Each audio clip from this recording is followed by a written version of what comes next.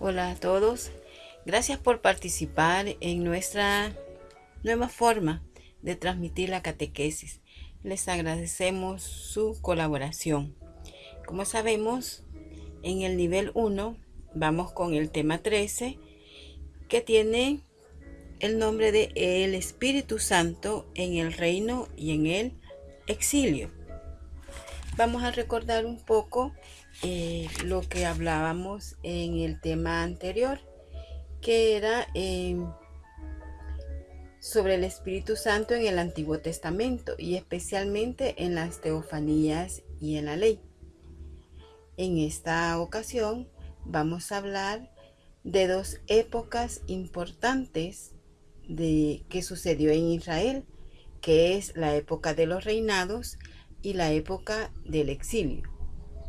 Pero hagamos un recuerdo de cuál fue el compromiso que hemos tenido para este mes. O sea, si hemos logrado ver las teofanías del Señor en nuestras vidas, en el diario vivir, las hemos podido ver.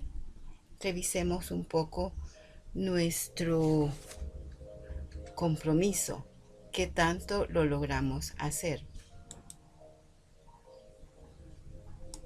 Tomando el tema, vamos a leer un poco acerca del objetivo, que nos habla de meditar en la historia del pueblo de Israel. Vamos a meditar la época del reino y la época del exilio.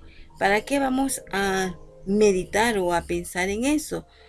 Porque tenemos que comparar la infidelidad a la alianza que llevó a la muerte a ese pueblo y la nuestra, y cómo, a pesar de la infidelidad del pueblo, la fidelidad misteriosa de Dios se mantiene. También comparémosla con nuestra vida y la restauración del pueblo por obra del Espíritu Santo. Recordemos que el objetivo es el que nos ayuda a no perdernos en el tema, a no andar hablando de más cosas. Simplemente vamos a hablar de la época del reino y de la época del exilio. Nuestro itinerario metodológico nos dice que vamos a hacer un repaso de la historia de Israel. Vamos a recordar un poquitito, así en breve, lo que es la historia de Israel para comprender de la mejor manera cómo es la relación de Dios con su pueblo, cómo es la relación de Dios con nosotros y cómo se manifiesta el Espíritu Santo en la historia humana y por consiguiente en cada uno de nuestras vidas. En el desarrollo del tema vamos a hablar un poco de la historia de la salvación. La enseñanza más importante que nos da la Biblia es el mensaje que el Señor nos da en cada página, que Dios interviene con su poder en la historia del hombre e interviene siguiendo un proyecto determinado desde la creación hasta el final de los tiempos, o sea, de los tiempos en que estamos viviendo. Ese Israel, ese pequeño pueblo, fue el escenario de las acciones maravillosas de la salvación. Todo lo que pasó dentro de esta nación escogida para ser depositaria de la misión divina revistió así carácter de sagrado. Todos los acontecimientos, hasta las leyes que reglamentaron la vida social y política, son interpretados por el pueblo de Israel y vividos por cada uno de ellos como intervenciones salvíficas de su Dios Yahvé. Un ejemplo es Éxodo del capítulo 16 al 17, donde se habla del maná en el desierto. Afirman algunos entendidos que se trata de una resina dulce que sale en los meses de verano, de los arbustos cerca del Sinaí. Para los ojos de todos puede ser una cosa natural, pero para los ojos del pueblo, para los ojos del pueblo creyente, eso reviste un significado especial de providencia y de ayuda de Yahvé. Podría ser nosotros cuando le damos gracias al Señor por el techo, por la ropa, por el trabajo. Lo sentimos como providencia de Dios. Entonces el pueblo de Israel, así, de esa forma, veía el maná como un regalo de Dios porque no los abandonaba en esos momentos críticos y solos.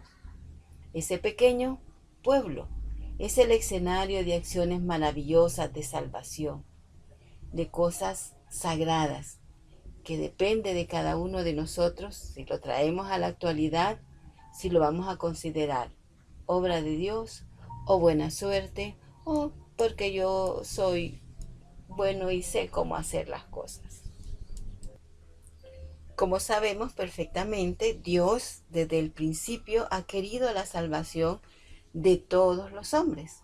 Desgraciadamente, el hombre, desde sus orígenes, rechazó esa amistad divina, separándose así de Dios.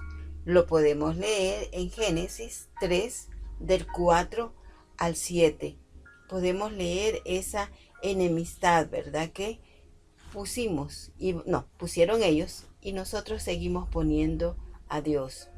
Nos vamos enemistando con su semejante y trastornando una relación con la misma naturaleza.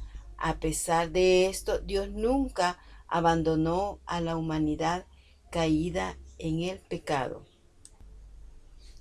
Así, paso a paso, vamos caminando y vamos recordando cómo el Señor le habla a Abraham, a Isaac, a Jacob, que ellos son los portadores de la promesa que se hará realidad en el futuro. Promesas de descendencia, de la tierra, de la bendición de todos los pueblos a través de los patriarcas, modelo de fe, modelo de esperanza y modelo de obediencia. Dios va preparándose un pueblo. Eso lo podemos leer en Éxodo 34, 1 y 2, ¿verdad? Ahí podemos ir relacionando esos temas. Luego vemos que los descendientes de los patriarcas, por pensamientos humanos, se establecieron en Egipto y ahí sufrieron la opresión y la esclavitud. Clamaron a su Dios y Él los liberó sacándolos de la esclavitud. Moisés fue el guía elegido por Yahvé, por su Dios, para llevar a cabo esta liberación. Eso lo podemos leer en Éxodo 12, del 40 al 41. Salieron de la tierra y marcharon por el desierto, rebelándose contra Dios que los había sacado de la esclavitud. Podemos hacer una pausa y leer Éxodo 16, del versículo 2 al versículo 4. Entonces, Dios los perdona y les muestra su cuidado, proveyéndola de las cosas necesarias, de pan, de agua, de luz, de sombra. En ese desierto tan árido, pactaron una alianza con Yahvé su Dios. Y así, de esta forma y de esta alianza, comienza un pueblo constituido y formado como pueblo de Dios. Según la promesa de Dios que les prometió una tierra, la tierra prometida es la tierra de Canaán, y bajo el mandato de Josué se establecen ahí. Hubo momentos de gran fidelidad a Dios, pero a poco, como buenos humanos, no obstante, las amonestaciones de los profetas se fueron separando de Yahvé y olvidaron la alianza que habían pactado. Los poderosos explotaban a los débiles, utilizaban el culto y las instituciones religiosas para tener seguridad y pretender sobornar al Dios de la alianza. Leamos Jeremías 32, capítulo 32, versículos 32 y 33. Por todo eso, Dios rechazó a su pueblo con la destrucción de los reinos de Israel y de Judá. El exilio fue el castigo a la ruptura de la alianza, un pueblo bajo la esperanza de la nueva alianza. Hacen posible esa nueva alianza, pero el Señor los castiga con el exilio. Veamos qué pasó. Recordemos, el cumplimiento de la promesa se lleva a cabo mediante la posesión de la tierra. Solo podemos leer en Deuteronomio 8, capítulo 1, versículos del 6 al 8. También vamos a ver las dificultades de la conquista, ciertos fracasos y reveses que obligan al pueblo a retroceder. No son negados por el autor, son interpretados como fruto del pecado del pueblo. Solo podemos leer en Josué 7. La posesión de una tierra representada y prometida para un pueblo de nómadas, como eran las tribus israelitas, el descanso después del duro caminar por el desierto, lleno de incomodidades y de peligro. Eso representaba la tierra prometida, el descanso de un desierto, de caminar y de caminar. Sin embargo, pronto la paz en esa tierra ya conquistada se verá amenazada tanto por los enemigos que estaban ahí, como por los extranjeros. ¿Cómo será la deportación? Esto los lleva a pensar que la promesa de descanso se refería a otro tipo de reposo más duradero en otra tierra, en donde no existe el llanto, ni la muerte, ni la guerra. Y para eso podemos ir a leer un poco del Apocalipsis 21:4. Con Cristo la posesión de la nueva tierra se ha hecho posible y se ha hecho realidad. Los profetas son importantes en la historia de Israel. Los profetas hablan en nombre de Dios e interpretan el mensaje en la realidad que están viviendo en ese momento. Ellos les dicen a los reyes qué es lo que sucede, por qué sucede y cuáles son las consecuencias. El rey lo acepta o no lo acepta, cambia o desecha al profeta. También se lo dice al pueblo, ¿verdad? El profeta también habla con el pueblo y le dice, se están equivocando, van por mal camino, y lo mismo sucede, el pueblo lo acepta o no lo acepta y rechaza al profeta. Hay profetas que nos dicen que no escribieron, como Samuel, Natán, Elías, Eliseo y Miqueas. Y los que ya aparecen que escriben son aproximadamente entre los siglos 8 y segundo antes de Cristo. Y los más representativos, o sea, los que realmente escribieron, pues aparecen en ese siglo y existieron también en el siglo 8 y el siglo V. Los antecedentes de estos momentos de la historia de Israel también nos cuentan la división del reino. El reino de David se divide en un momento dado, en el reino de Roboam, que está al norte, que se le dice del norte, con 10 tribus, y el reino del sur, con 2 tribus, la de Judá y la de Benjamín. El reino del norte cae en la idolatría por la influencia de los pueblos paganos. Todos los que le rodean son pueblos paganos. En este momento, los profetas escritores son Amós y Oseas, que pertenecen a los profetas menores porque sus escritos son bien pequeños. Ellos dos hablan del reino del norte y Miqueas e Isaías hablan en el reino del sur. En este periodo se realiza la renovación de la alianza y es conducida por Sofonías y Jeremías. Lo podemos leer un poco en los capítulos 22 y 23 de Segunda de Reyes y los capítulos 34 y 35 de Segunda de Crónicas. Vamos a empezar a hablar un poco de fechas, ¿verdad? Ahí como por el año 597 a.C. se da la primera deportación, de la que es víctima también el rey Ezequiel. en Babilonia. Gobierna Nabucodonosor, quien somete a Judá. Acordémonos que Judá es el reino que solamente tiene 2 tribus, ¿verdad? Como resultado de la deportación viene el destierro en el verano del 587 a.C., lo que es clave en la historia de Israel. Ese es el exilio, ya el destierro, pierden su tierra, por eso dice destierro, pierden la tierra y ya todo sus creencias, su templo, su fe, su tierra prometida va desapareciendo. Para eso sirven los profetas. Los profetas son hombres meramente religiosos que son el signo de la presencia de Dios. Con su mensaje transmiten aliento, consolación, confianza, fidelidad. Pero por otra parte, el mensaje se convierte en juicio y castigo. El mensaje es una exhortación a creerle a Dios para aumentar la fe.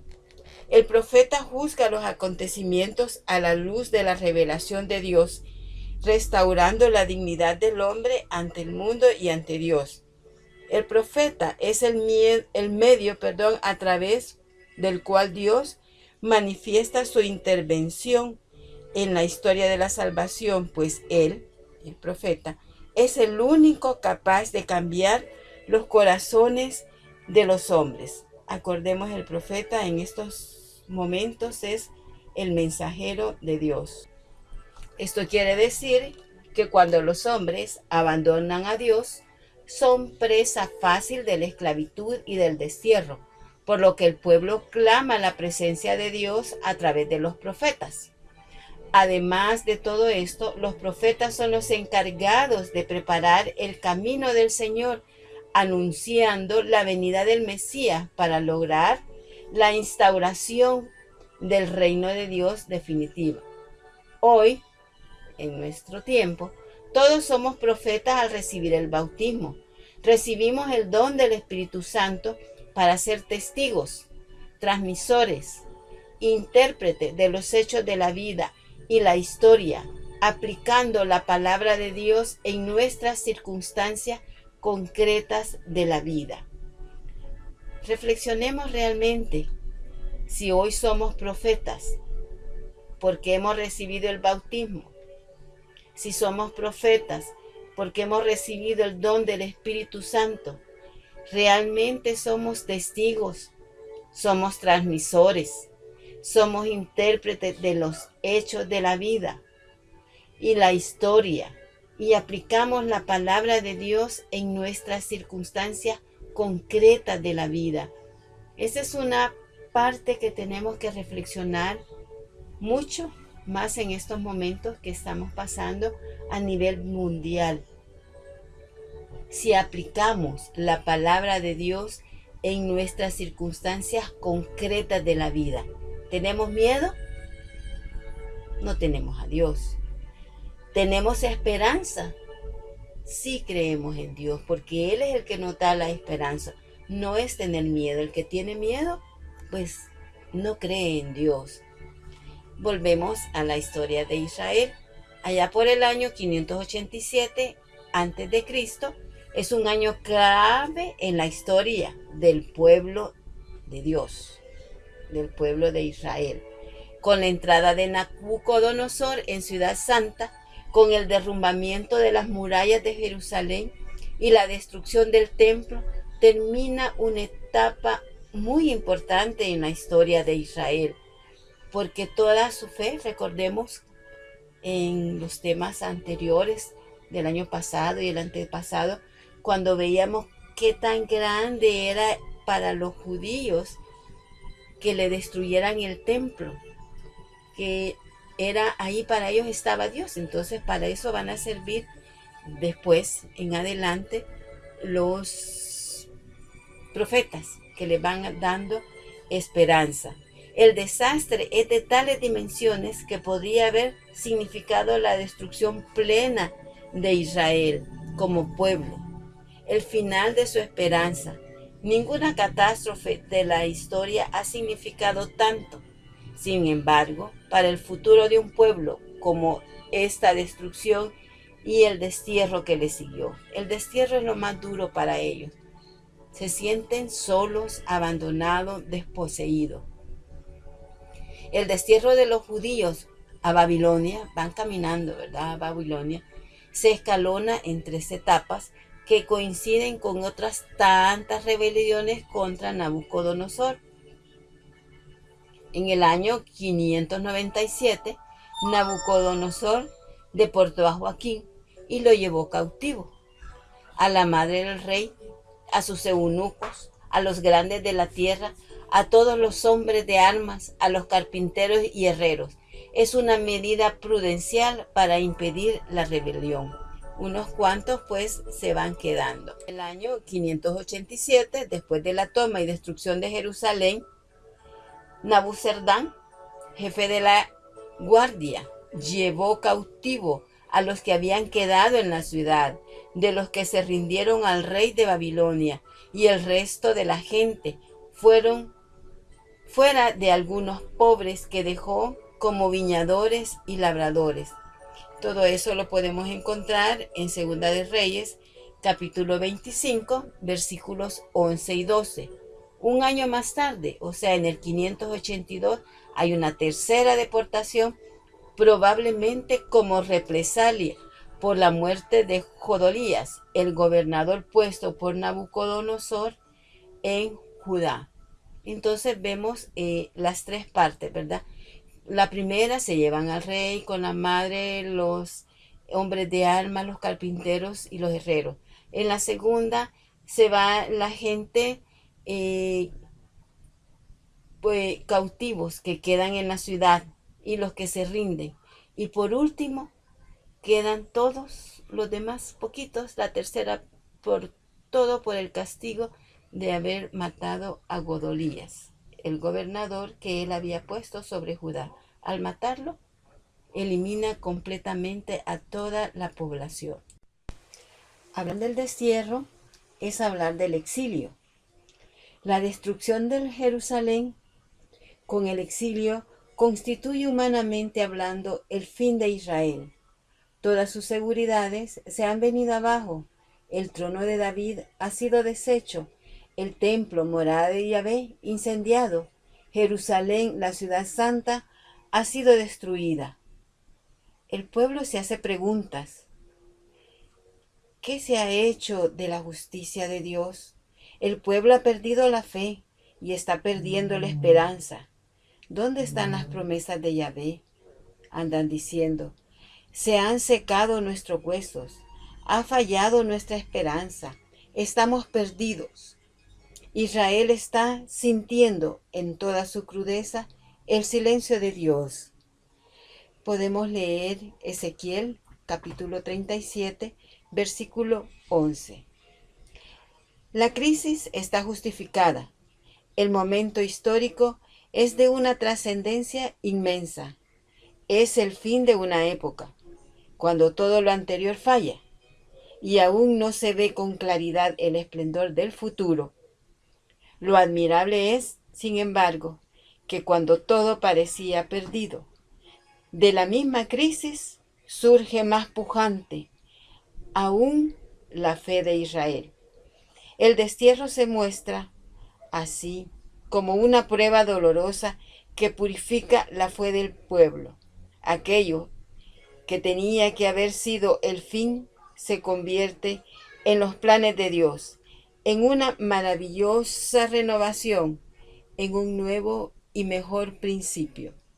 El exilio tiene una finalidad: purificar al pueblo de las desviaciones de su fe. Israel se había instalado en la tierra que Yahvé le había dado como en su patria definitiva. Había puesto su seguridad en instituciones materiales, aunque fueran de orden religioso, en la ciudad, el trono y el templo. Las instituciones ya no llevaban al pueblo a Dios. Para que el pueblo pueda nuevamente encontrarse con Dios, es necesario que se vea desamparado, que le fallen todas esas seguridades. Para eso, el exilio.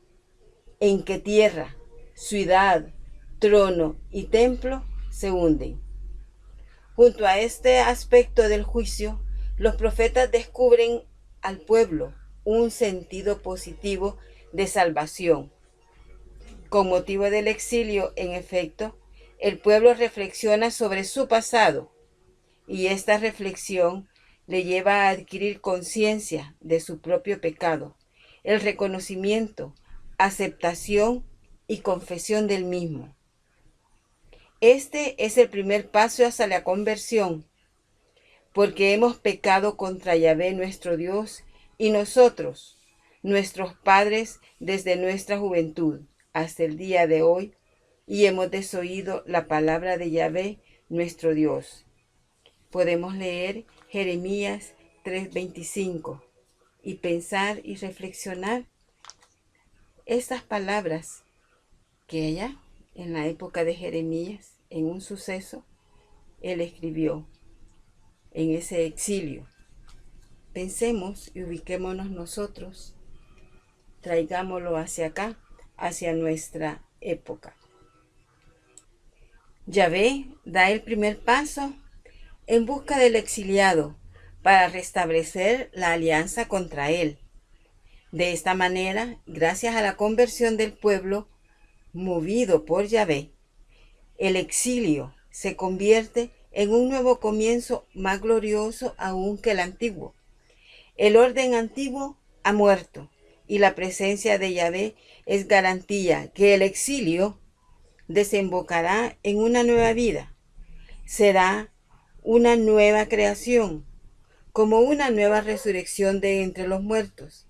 Leamos Ezequiel 37. Esta nueva alianza más perfecta, más pura que la primera. ¿Por qué? Porque se basará en el perdón de los pecados. Veamos Ezequiel capítulo 36, del 25 al 30.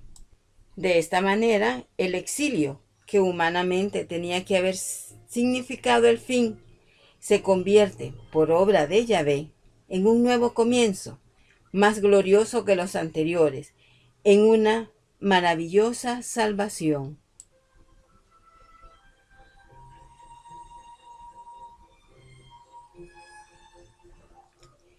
Con esto damos finalizado el tema. Solo vamos a dar unas indicaciones. Una, que reflexionemos el tema. Otra, que vayamos elaborando preguntas. Y también es necesario que hagan comentarios. ¿Dónde lo vamos a hacer? Este sábado 28 de marzo a las 3:30 vamos a hacer una videoconferencia. Para el nivel 1, que estamos reflexionando el Espíritu Santo, tema 13, ¿verdad? Ese es nuestro libro, perdón, el Espíritu Santo. Y el tema que estamos reflexionando es el 30. Nos vamos a unir a esa videoconferencia a las 3:30 de la tarde. Ahí vamos a despejar preguntas, ahí vamos a escuchar comentarios y todas las observaciones que sean necesarias. Entonces es importante.